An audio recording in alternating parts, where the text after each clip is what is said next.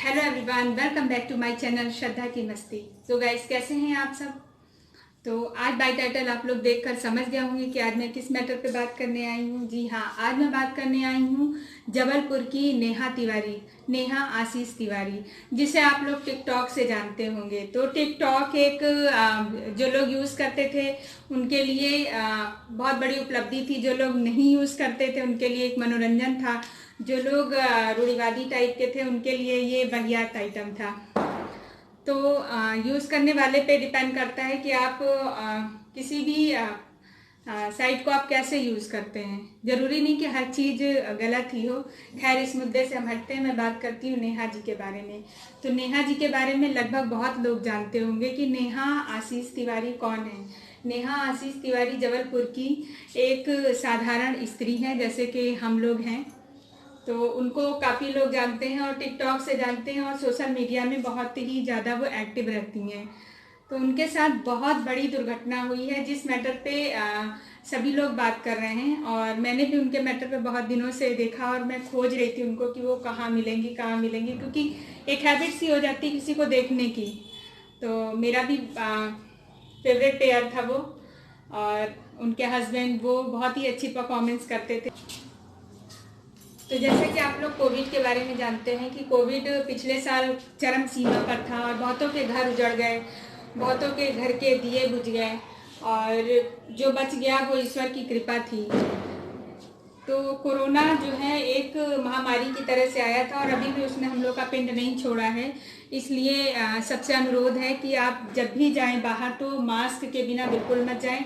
अभी जैसा कि मैं परचेजिंग के लिए जब निकलती थी तो मैंने देखा जगह जगह कि लोग, कोई सोशल डिस्टेंसिंग नहीं थी, सब एक दूसरे के ऊपर चढ़ चढ़ के जा रहे हैं बिना मास्क के। और कुछ लोगों को तो ऐसी फीलिंग आ रही थी कि जैसे कोरोना नाम की कोई चीज़ हो ही ना कभी और वो अब इस दुनिया से चली गई है। तो ऐसा नहीं है, इस भ्रम में मत रहिए। जिनका घर उजड़ा है, जिनके घर से एक सदस्य चला गया है, बहुत से तो ऐसे घर हैं जिनमें एक भी नहीं बचे दिया जलाने के लिए, वो मैंने खुद ही देखा है। तो उनसे पूछिए कि ये महामारी क्या है। इसलिए कोई भी लापरवाही मत करिए प्लीज़, मेरी तरफ से भी आप लोगों से अनुरोध है। तो यही हाल था जबलपुर की नेहा जी के साथ भी, जो कि नेहा जी का परिवार आज भी सदमे से बाहर नहीं आया है। और नेहा जी की हंसती खेलती फैमिली आज बिछड़ गई, बर्बाद हो गई। और वो यूट्यूब चैनल में हमारे साथ हैं, जुड़ी हुई हैं, बट वो बात नहीं रह गई है। एक तरीके से कहा जाए तो परिवार में नज़र लग गई।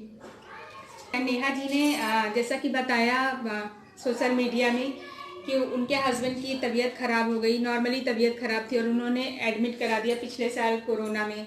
एडमिट कराने के बाद उस टाइम ऑक्सीजन की बहुत कमी हो रही थी, बहुत ज़्यादा कमी हो रही थी।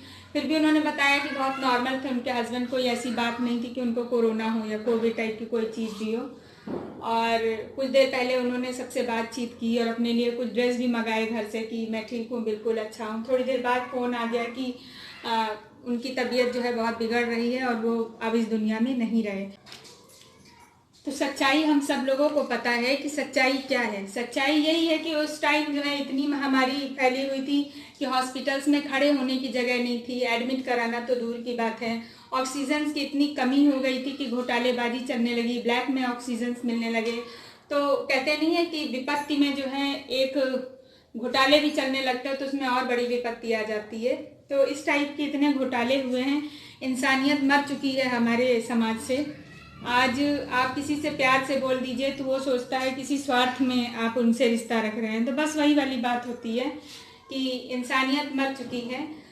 महामारी के जिस दौर पे लोगों को ऑक्सीजन की कमी हो रही थी, दवाइयों की कमी हो रही थी, हॉस्पिटल्स में कमी हो रही थी, उसी समय लोग मजबूरी का फ़ायदा उठा रहे थे, ब्लैक में ऑक्सीजन दे रहे थे, ब्लैक में दवाइयाँ दे रहे थे, तरह तरह की चीज़ें थी।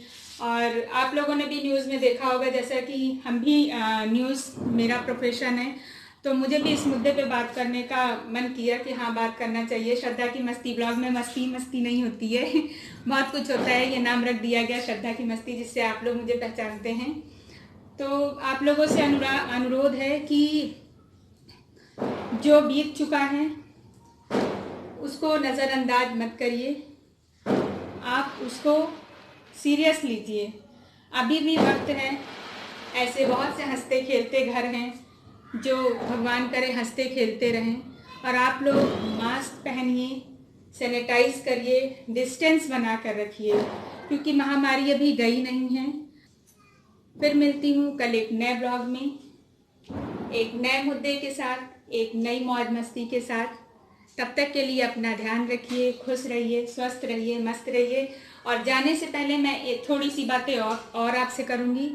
नेहा तिवारी जैसी बहुत सी महिलाएं हैं और आशीष तिवारी जैसे बहुत से पुरुष हैं और छोटे छोटे अनाथ बच्चे हैं जो इस महामारी में आपत्ति में थे और प्रॉब्लम में थे। तो आप उनका ज़रूर सहयोग करें। अगर मिल जाता है कोई तो उसकी आप मदद करिए, चाहे जिस जरिए से करिए, खाने पीने से करिए, पैसे से करिए, आपके पास जो भी साधन संपन्नता है आप जिससे भी करिए, आप मदद करिए। क्योंकि पैसा तो कुछ दूर ही चलता है, जो आशीष होता है, आशीर्वाद होता है, बहुत दूर चलता है।